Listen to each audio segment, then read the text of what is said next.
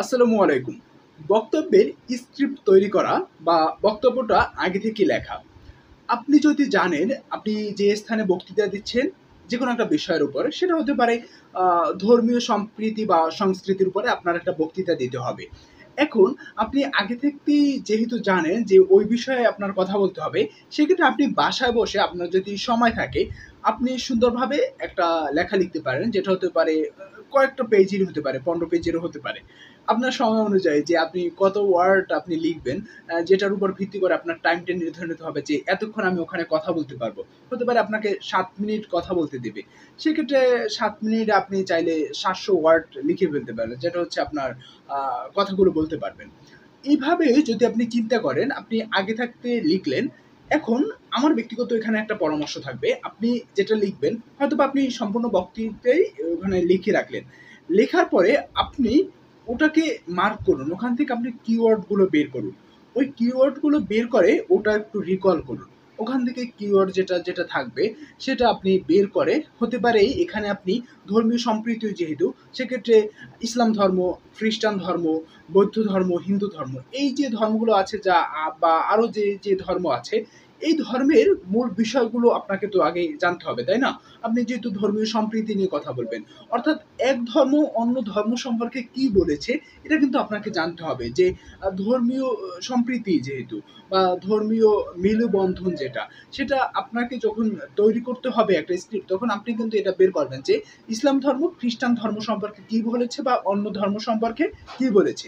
আপনি যখন এই বিষয়গুলো জানবেন, তখন আপনার ওই কিওয়ার্ডটা তৈরি হয়ে যাবে যে যখন ইসলাম ধর্ম কথা মনে আসবে, তখনই আপনার একটা চিন্তা চলে আসবে ইসলাম ধর্ম খ্রিস্টান ধর্ম সম্পর্কে এটা বলেছে বা আদার্স ধর্ম সম্পর্কে এটা বলেছে। আবার আপনি যখন খ্রিস্ট ধর্ম সম্পর্কে কথা বলবেন, তখন হচ্ছে খ্রিস্ট ধর্ম কথাটা চলে আসলেই ওই বিষয়গুলো আপনার যাতে মাথায় চলে আসে। সেক্ষেত্রে আগে ওরকম একটা স্ক্রিপ্ট যেকোনো বিষয়ই সেটা হতে পারে, তৈরি করে এরপরে আপনি ওখান থেকে কিওয়ার্ড তৈরি করেন যে এই টপিকটার কথা যদি আমার মনে পড়ে, তখনই আমি এই বিষয়গুলো বলতে পারবো বা নিজের মতো করে বলতে পারবো।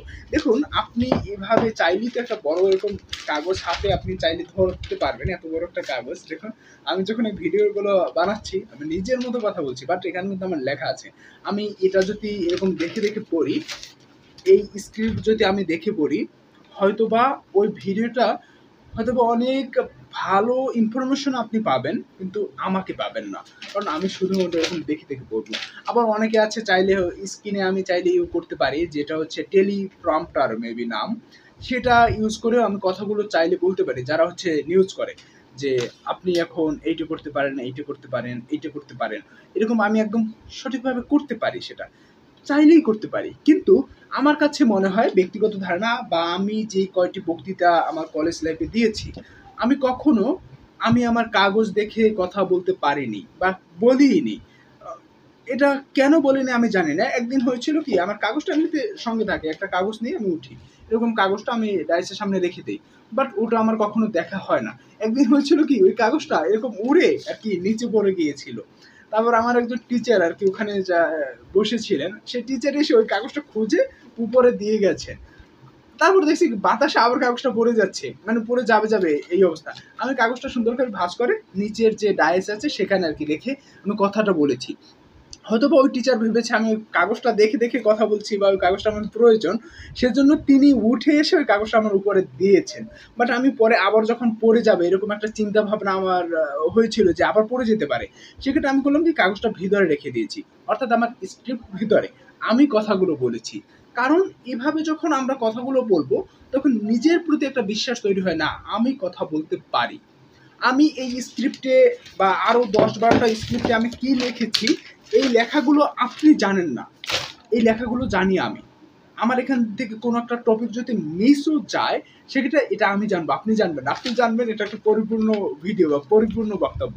সেক্ষেত্রে এমনভাবেই আপনি যখন একটা স্ক্রিপ্ট তৈরি করবেন, ওই স্ক্রিপ্টে অনেক লেখা, হয়তোবা অনেক লেখা, বাট আপনি ওখান থেকে ৭টা লেখা আপনি বলতে পেরেছেন। তখন আপনি যখন ওই ৭টা কনফিডেন্টলি বলতে পারবেন, আপনার অডিয়েন্স যারা থাকবে, হাজার হাজার দর্শক আপনাকে শুনবে এবং আপনাকে শুনে তারা বুঝতে পারবে ওই স্ক্রিপ্টে যা ছিল সেটাই বলেছে। তাই স্ক্রিপ্ট একদম ম্যান্ডেটরি নয়। তারপরেও অনেকে হয় কি একটা সঠিক গুছানো কথা বলার জন্য একটা স্ক্রিপ্ট তৈরি করেন। অবশ্যই স্ক্রিপ্ট তৈরি করাটা বেটার। বাট হচ্ছে কি ওইটা দেখে, দেখে বলাটা আমি এটা হচ্ছে করি না। কারণ এগ্রি করব না এটার সাথে। বিকজ আমার কাছে মনে হয় আপনি দেখে, দেখে যেটা বলবেন তার থেকে আপনি আ উপস্থিতভাবে যেটা বলবেন ওটাই হচ্ছে আপনি। আপনি যখন দেখে বলবেন তখন ওই তথ্যগুলোই আপনি বলবেন। আপনি নিজে ওখানে কিছু বলবেন না। সেক্ষেত্রে অবশ্যই লিখে রাখবেন কিন্তু একটা কিওয়ার্ড সেট করুন। যে কিওয়ার্ডটা দেখে নিজে, নিজে একটু প্র্যাকটিস করুন। যেগুলো আপনি আপনার ওই মঞ্চে দাঁড়িয়ে কথা বলতে পারবেন।